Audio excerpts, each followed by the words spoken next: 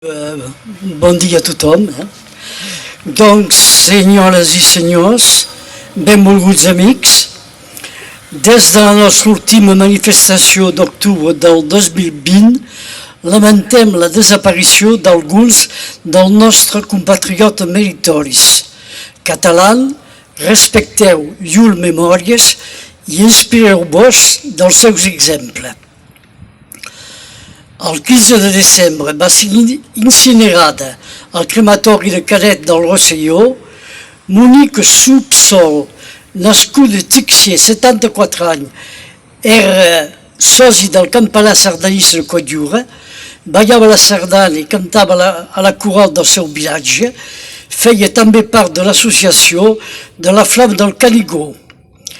Havia participat a totes les accions a l'època del referèndum al Principat i sostenia els presos polítics, una bona persona amb un gran cor i conviccions.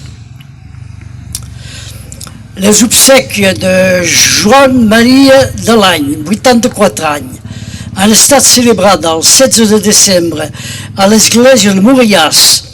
El difunt era president del Centre Cultural i de l'Anell Sardanista de Moriàs.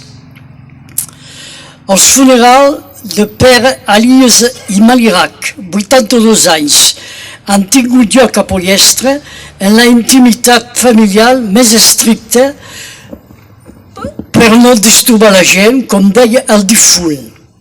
Catalanista tota la vida, el difunt va participar a la vida cultural del seu vilatge, va ser un dels principals animadors de l'Acció Regionalista Catalana, un partit polític regionalista nord-català fundat en 1972 per Gilbert Grau, Josep Deloncle i Pau Roure.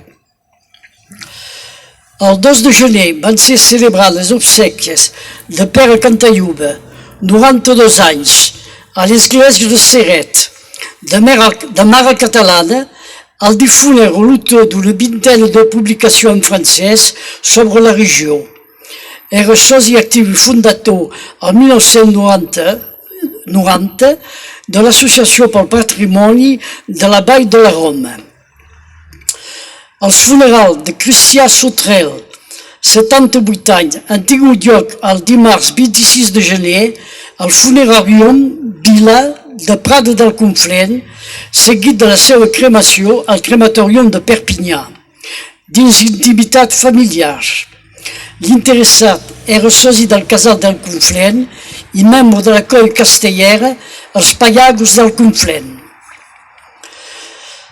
El dimecres 24 de febrer, un homenatge ha estat organitzat a Sureda, a la memòria d'en Jaume Llong, infant del vilatge, mort a l'edat de 70 anys, seguidament a una llarga malaltia.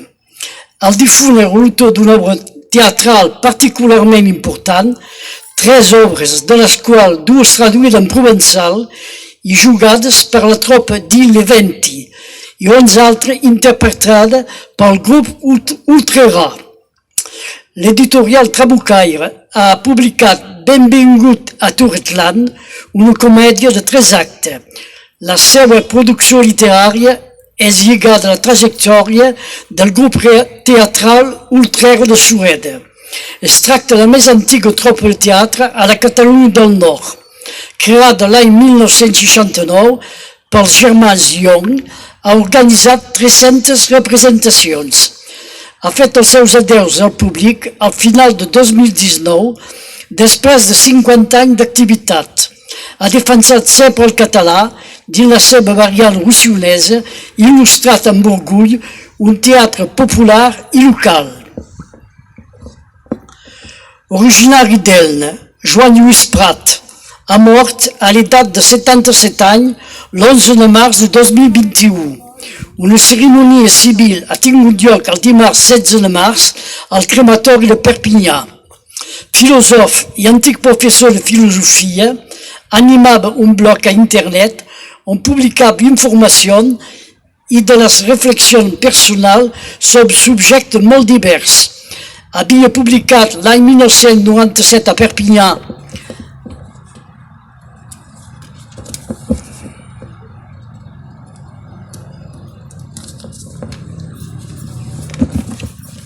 a les edicions Salvaterra un fullet titulat La ideologia catalana.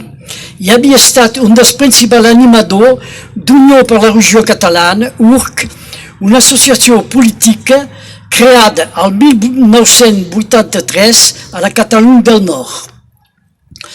El 6 de febrer, Eliana Thibault Comolada, mare del músic Pascal Comolada, és morta a l'edat de 92 anys. Els seus funerals s'han desenrolat en la més estricta intimitat familiar. Divulgadora gastronòmica, va contribuir a la recuperació de la tradició culinària catalana.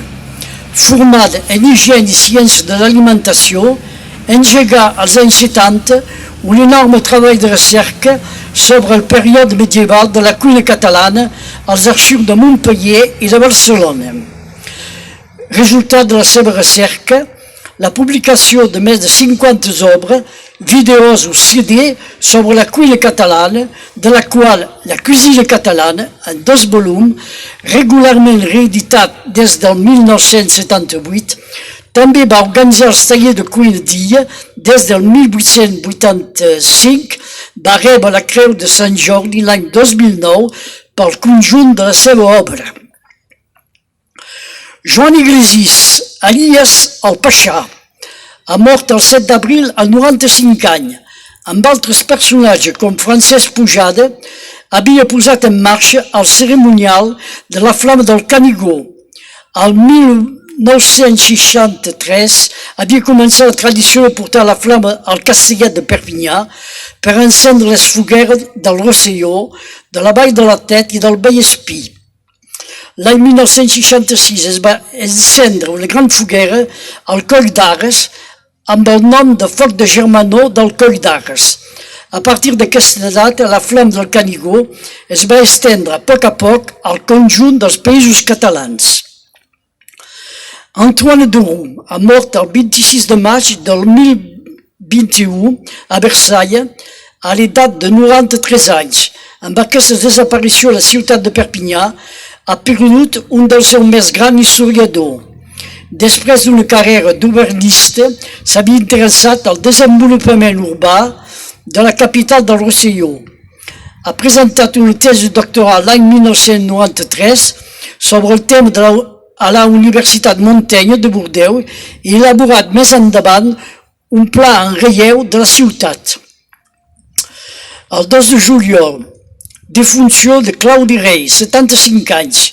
El difunt era membre de diverses associacions catalanes d'Arles, com el Comitè Arlesenc del Foc de Sant Joan i la Flama del Canigó, el Vell Maix cantant. Un anunci publicat el 22 de juliol en l'Independent ens fa part de la desaparició de Joan Maria Borrell, sobrevingut a l'edat de 84 anys. Durant la seva existència interessat a contribuir a mantenir l'activitat del foment de la sardana de Ceret.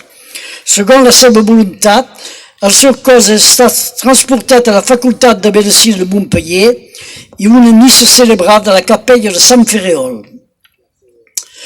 Els obsequis de José Sangelis, 94 anys, s'han desenrolat el 16 d'agost al crematori de Perpinyà. Militant anarcosindicalista, originari del Vallès, havia estat internat al Camp d'Argelès a l'edat de 2 anys. Sempre marcat per aquest episodi dolorós, no havia deixat de testificar per la militància en diverses associacions, ocupant-se de la retirada d'exposicions d'entrevistes promeses a la premsa. Era segurament l'últim testimoni del camp de concentració al Rosselló. Ens ha deixat aquest estiu molt discretament. Altra disparició discreta, la de Joan Tostí, el 19 d'agost. Antic professor de lletra al col·legi Pierre Fouché a Illa, havia dirigit molt de temps la revista trimestrial Dia i d'ailleurs. I ha redactat molts articles històrics i etnogràfics sobre la regió. També es va cuidar d'un sit internet sobre l'origen del patronímics i dels noms de lloc. Era reconegut com un especialista en genealogia i en onomàstica.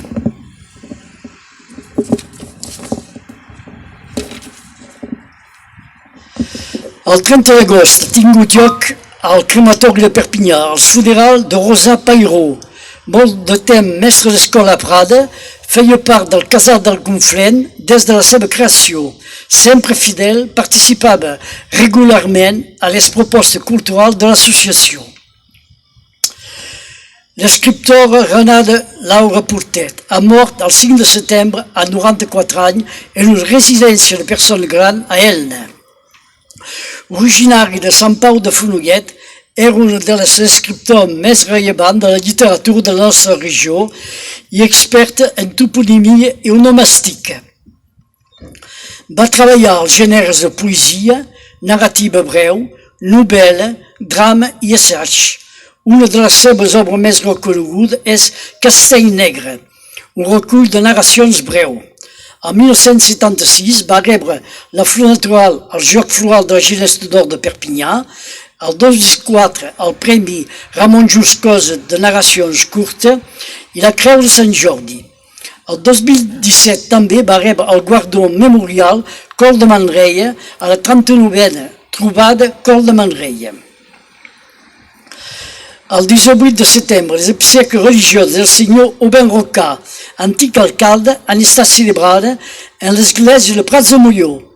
El difunt havia nascut l'any 1931 a Montescot d'una família originària de Palau de Montagut, a Catalunya Sud. Havia fet la seva carrera en l'administració del Tresor i ocupat la plaça de perceptor a Prats de Molló de 1967 a 1991. Havia format part de diverses associacions locals, com la Coral La Baratina, els Amics de la Sardana de Prats o Bella Pedres i Arrels. Avui mateix a Sant Andreu han tingut les exèquies religioses de Joan Matilló, 74 anys. Va ser un militant compromès i fidel a la causa catalana.